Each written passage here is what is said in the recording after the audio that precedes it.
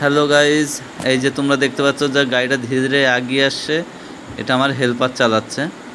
এ নতুন শিখেছে, এখন এ গাড়ি চালানো শিখে গেছে।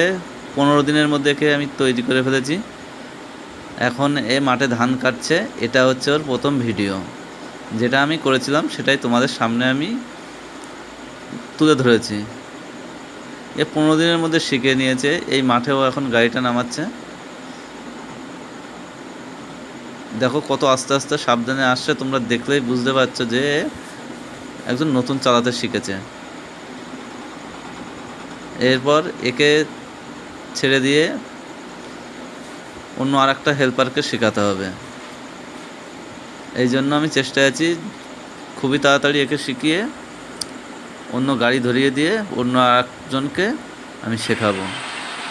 আমার শেখাতে খুব ভালো লাগে, আর তোমরা একটু সাপোর্ট করো ভিডিওগুলো বানাতে।